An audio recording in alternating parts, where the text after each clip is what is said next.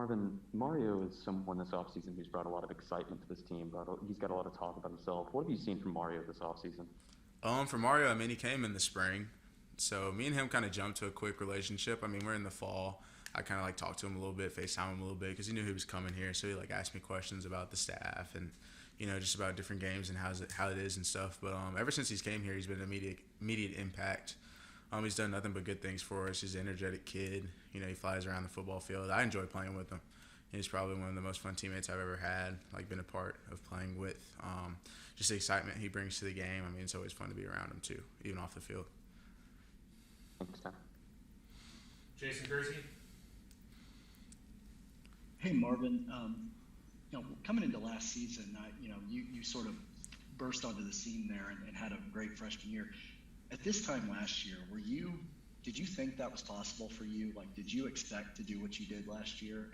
And also, I guess, how do you feel going into this year about your own game? I mean, coming into last year, probably at this point, going into the fall camp, I mean, there's so much unexpected. I mean, obviously, I knew I was kind of behind just because we didn't get like all the summer workouts, but also I was kind of ahead just because I came in the spring. I didn't really know what to expect at all, but it definitely came as a surprise to me, like how I played and how I performed and the opportunity I was given out there on the field. But coming this year, I mean, it's a whole nother mindset. I've done it for a year. Now I'm coming in, I'm ready to build. Now I'm into like the leader role, so talking up my other teammates. There's just more excitement into this year, knowing like it's a mentality thing, like knowing what to expect versus last year going in with unexpected thoughts. Thank you, Mark. Parker Thune. Yeah, Marvin, would be curious to hear your impressions of the secondary thus far. Obviously a unit that has to replace a couple of key contributors in Trey Norwood and Trey Brown. But in terms of guys that you've gone up against or guys that have caught your eye in spring and summer, who stands out? Yeah, definitely. I mean, the secondary, we have a lot of new young guys, but at the same time, we have a lot of vets. We still have Pat Fields, and we still got Trouble back there. And secondary, mostly I go against the nickels. So I've been going against Jeremiah Cardell and Billy Bowman. I mean, Crid, I've been going against him since last year. I mean, he's a solid player, going to be real good for us this season. And he's been growing tremendously throughout the spring and now, going into summer and stuff, we worked out together. So our relationship's real tight. And for Billy, I've played against Billy since we were maybe little kids. He played up in the little league, so we were playing against each other for a while. Our families know each other. Our dads coached against each other. So him coming here and being able to still play against him, battle against him, but us being on the same team, it's a pretty cool thing. Thanks, Marvin. Ryan Neighbor. Yeah, Marvin, I wanted to ask you about Spencer. What kind of growth and development have you seen from him, even since the end of spring? And how have you seen him sort of continue to improve, and what specific areas? Yeah. With Spencer, going into year two, the things I've seen, spot on is just his comfort within the offense. Another thing that's spoken to me a lot is his leadership. Last year we were kind of a young team. People would say, we had Creed, so Creed would handle basically everything, but now he's gone. So we've all had to step into different leadership roles, which has been a really good thing because we're all doing it kind of together. It's not just one person doing this or one person doing that. It's mostly us. We have leadership meetings, player-led, player called. And Jeremiah Hall has been leading us great as leaders. He'll call us up and stuff. And Spencer's just a different type of mindset this year than it was last year. You can just tell, being around him this year versus last year. He's just a different guy. And he's going to lead our team to greatness this year, and I'm happy to be behind him. Go to James Hale.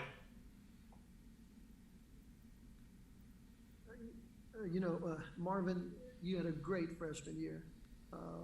But all the great receivers at OU have always, when they've had that great freshman year, they've had a really super sophomore year to kind of announce to the college football world, hey, I'm one of the best out here. Broyles did it. Clayton did it. CD even. All these guys, Shep. What do you expect? Are you ready to, can you take that next level? I'm looking forward to it. I'm expecting myself to take that next level, but at the same time, if the ball comes my way, I'll try to catch it. If it doesn't, that's fine. This year we're so loaded on offensive side of the ball. We have great backs, other good receivers, great tight end room. There's so many things we can do, and this year you just know how deep we are. there's so many different options we can throw at a team. And I think that's one of the best things we bring to college football this year is just our depth and our versatility. Like, it's everywhere. It's crazy. But definitely, I'm trying to do different stuff. I talked about the leadership role earlier, just trying to do different things to bring guys along and to just, perform as well as I can, because the better teammate I am is the better player I'll be on the field. How much is it going to add to your arsenal that you now know how to work out of the slot as well as outside? Yeah. I mean, it's something I've definitely talked about with the coaches. And, just with my knowledge and comfort with being outside last year, moving me to the slot, it kind of gives us some different looks in our scheme. We can do different things with me. We can move me outside, inside. We can just do different things. And it's going to open up a lot for myself and other people on the team. Back to Ryan Neighbor. Yeah, Marvin, you mentioned knowing Billy for quite a while.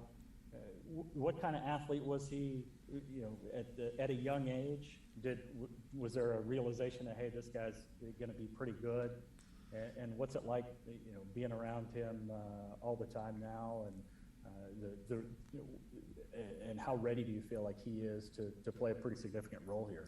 Yeah, I mean, when I first started playing against Billy, I want to say I was maybe in the 3rd or 4th grade, and he was always a year younger, but he played up. So, I mean, he was a really little kid, like really small, but he was freaky fast.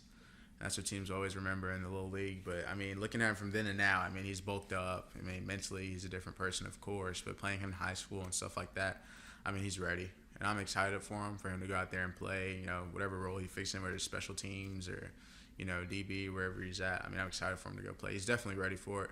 Mentality, just going against him, and seeing how he works, he's ready. Appreciate it. Okay, John Hoover. Hey, Marvin, I'm doing a little piece on Jeremiah Cardell. I wonder if you could kind of give me your evaluation as an opponent, what kind of skills he has, what kind of player he is. Jeremiah Cardell, I mean, I've played against him last year a little bit. Starting to do it more as, in spring and stuff like that. I mean, there's a great mutual respect between us two, but we're always butting heads at the same time, He's a great player. I think he's like a great player. I think he was highly recruited coming in to college. He was behind Bookie last year. But they both kind of have the same mentality in a way. That's one great thing I think Jeremiah picked up from him, and it's obvious out there when he's playing. Even last year you can tell, like, oh, he's learning things from him. He's picking up things from him. Just the type of guy he is. And I think he's ready. He's playing real good. He just comes up with a kind of confidence and kind of swagger to him. And, I mean, I'm excited for him this year, to be out there and be at the nickel position. Thank you. Appreciate it. Brandon Drum. Yeah, Marvin, I've asked everybody this question today, but if you could name a couple of young guys that have gone through spring, they didn't even have to go through spring, but just spring, summer, 7-on-7, that kind of come to mind that you think could come in and compete for, or, some playing time early on this season and beyond? I mean, guys that immediately stick out to me. Yeah. Guys that immediately stick out to me are, Cody Jackson, Mario Williams, Caleb Williams, and Billy Bowman. I mean, 4 guys that came in the spring, so I was able to have a good relationship with them, kind of built earlier than the other guys that have recently come in. And it's kind of hard to, I mean, the younger guys that just came in, I mean, we've been out there doing 7-on-7 and stuff, but at the same time, you want to see how they do with coaching and stuff like that. Just because of, different tweaks, different techniques and stuff that the coaches will want them to have. But with those 4, I mean, they'll fit in perfectly. I'm excited about them. I am really excited about them. Even if it's not this year, I mean, at some point in time, they're going to burst onto the scene. And no matter how they fit, with the Billy, Cody, and Mario, whether it's special teams or however, they get on the field, I'm excited to see what they do.